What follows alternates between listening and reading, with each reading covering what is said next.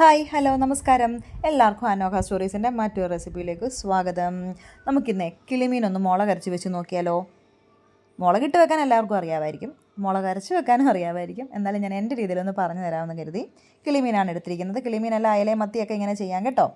ഒരു 10-20 ചുവന്നുള്ളിയും ഒരു 10-12 വെളുത്തുള്ളി, 1.5 ഇഞ്ച് നീളത്തിലുള്ള ഇഞ്ചിയും ഒന്ന് വൃത്തിയാക്കി എടുത്ത ശേഷം ഒരു 2 ടീസ്പൂൺ എണ്ണ ഒഴിച്ച് വെളിച്ചെണ്ണയിൽ ഒന്ന് വഴറ്റിയെടുക്കണം. ഒരുപാട് ഗോൾഡൻ ബ്രൗൺ ഒന്നും ആകണ്ട കേട്ടോ. സവോള എടുക്കരുത്, നിങ്ങൾ കുഞ്ഞുള്ളി തന്നെ എടുക്കണം. കാരണം ചുവന്നുള്ളിയാണ് നമ്മുടെ മീൻ കറിക്കൊക്കെ നല്ല രുചി തരുന്നത്. വൃത്തിയാക്കാൻ കുറച്ച് പാടാണെന്നറിയാം, പക്ഷെ എന്നാലും രുചി ഓർക്കുമ്പോൾ ഞാൻ ചുവന്നുള്ളി തന്നെ എടുക്കാറുണ്ട് കേട്ടോ. അതൊന്ന് വഴറ്റിയെടുക്കണം. വേണമെങ്കിൽ നിങ്ങൾക്കൊരു തക്കാളി ചേർക്കണമെങ്കിൽ ഒരു ചെറിയ തക്കാളിയും കൂടെ ചേർക്കാം, പക്ഷേ എനിക്കത് ഇഷ്ടമല്ല. പൊടികളായിട്ട് നമുക്ക് ഒരു 1/2 ടീസ്പൂൺ മഞ്ഞൾപ്പൊടിയും 2 ടേബിൾ സ്പൂൺ മുളക് പൊടിയുമാണ് ചേർക്കേണ്ടത്. വേറെ ഒന്നും ചേർക്കേണ്ട.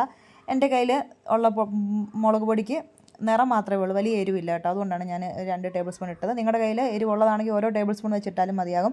അതും ഒന്ന് ചൂടാക്കി എടുക്കണം, കരിഞ്ഞു പോകരുത്. ഇത് നമുക്ക് അരച്ചെടുക്കാനുള്ളതാണ്. നമ്മൾ ഫ്ലെയിം ഓഫ് ചെയ്തിട്ടിട്ട് പൊടികൾ ചേർത്താലും മതിയാകും. എന്നിട്ട് ഇതൊന്ന് തണുക്കാൻ വേണ്ടി വെക്കണം. പുളിക്കായിട്ട് കുടംപുളിയാണ് എടുത്തിരിക്കുന്നത്. നല്ല ഉറയുള്ള പുളി ആയതുകൊണ്ട് ഞാനൊരു പകുതി കുടം പുളിയെ എടുത്തിട്ടുള്ളൂ. അതൊന്ന് കീറി വെള്ളത്തിലൊന്ന് കുതിരാൻ ഇട്ടിട്ടുണ്ട്. തണുത്ത് വന്നിരിക്കുന്ന നമ്മുടെ ഈ സാധനങ്ങൾ ഒന്ന് അരച്ചെടുക്കണം. നമ്മൾ ഈ അരച്ചെടുക്കുമ്പോൾ നമ്മുടെ കറിക്ക് നല്ലൊരു കുറുക്കം കിട്ടും. വളരെ ലൂസായിട്ടൊന്നും പോകത്തില്ല. മുളക് ചാറ് സാധാരണ ഇങ്ങനെ ലൂസായിട്ട് കിടക്കുമല്ലോ, പക്ഷേ ഇത് അങ്ങനെയൊന്നുമില്ല, നല്ല കുറുക്കം കിട്ടും കറിക്ക്. അതിനാണ് നമ്മൾ മുളക് അരച്ച് വെക്കുന്നത്. ഇത് ഇങ്ങനെ നല്ലപോലെ ഒന്ന് അരച്ചെടുക്കണം.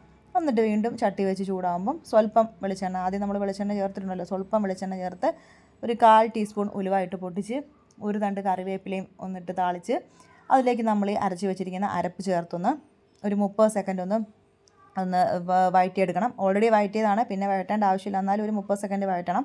നമ്മുടെ വീഡിയോസ് ഇഷ്ടപ്പെട്ടാൽ ചാനലൊന്ന് സബ്സ്ക്രൈബ് ചെയ്ത് ബാക്കിയുള്ള വീഡിയോയും കൂടെ കണ്ടു നോക്കി ഒന്ന് സപ്പോർട്ട് ചെയ്യണം കേട്ടോ. ഇനി നമുക്ക് കറിക്ക് ആവശ്യത്തിനുള്ള വെള്ളം ഒഴിക്കണം. ഒരുപാട് ലൂസായും പോകരുത്, ഒരുപാട് തിക്കായിട്ടും പോകരുത് കേട്ടോ. മുളക് കറിയൊക്കെ ഒരുപാട് ലൂസായ ഒരു രുചിയും ഉണ്ടാവത്തില്ല. തിളപ്പിച്ച വെള്ളമോ ചൂട് വെള്ളമേ ഒഴിക്കാവുള്ളൂ, പച്ചവെള്ളം ഒഴിക്കരുത്. നമ്മൾ കുതിർത്ത് വെച്ചിരിക്കുന്ന കുടംപുളിയും കൂടെ ചേർത്ത് ഒരു ടേബിൾ സ്പൂൺ ഉപ്പും കൂടെ ചേർത്ത്, എനിക്ക് കുറച്ചും കൂടെ വെള്ളം വേണമെന്ന് തോന്നി, കാരണം എനിക്ക് മീനുണ്ടായിരുന്നു. അപ്പോൾ മീനനുസരിച്ചുള്ള വെള്ളവും ഞാൻ ഒഴിച്ചിട്ടുണ്ട്. അരപ്പ് നല്ലപോലെ തിളയ്ക്കാൻ സമയം കൊടുക്കുക. തിളച്ച് വരുമ്പോൾ കറിയുടെ ലൂസ് കണ്ടോ, ഇത്രയും ലൂസ് മതി കേട്ടോ. അരപ്പ് തിളയ്ക്കാൻ നല്ല അവസരം കൊടുക്കുക. തിളച്ച് വരുമ്പം നമ്മൾ വൃത്തിയാക്കി വെച്ചിരിക്കുന്ന കിളിമീൻ ആഡ് ചെയ്യണം. കിളിമീൻ ഇട്ടതിന് ശേഷം നമ്മൾ മീൻ ഇട്ട ശേഷം സ്പൂൺ കൊണ്ട് ഇളക്കുകയൊന്നും ചെയ്യരുത്, ജസ്റ്റ് ഒന്ന് ഇങ്ങനെ മുക്കി വെക്കുകയോ ചെയ്യാവുള്ളൂ. ഒരു 2 മിനിറ്റ് അടച്ച് വെച്ച് ഹൈ ഫ്ലെയിമിൽ തിളയ്ക്കാൻ അവസരം കൊടുക്കുക. തിളച്ച് വന്നു കഴിയുമ്പം ഫ്ലെയിം കുറച്ച് വെച്ച് ലോ ഫ്ലെയിമിൽ ഒരു 3 മിനിറ്റും കൂടെ തിളപ്പിക്കുക. അധികം വേവില്ലാത്ത മീനാണ്. തിളച്ച് വന്നു കഴിയുമ്പോൾ ഓഫാക്കേണ്ട സമയത്ത് ഒരു തണ്ട് കറിവേപ്പിലയും കൂടെ എടുത്താൽ നമ്മുടെ അടിപൊളിയായിട്ടുള്ള മുളക് അരച്ച് വെച്ച കിളിമീൻ കറി റെഡി. നിങ്ങളെല്ലാവരും ഒന്ന് ട്രൈ ചെയ്ത് നോക്കിയിട്ട് ഒന്ന് പറയണം കേട്ടോ.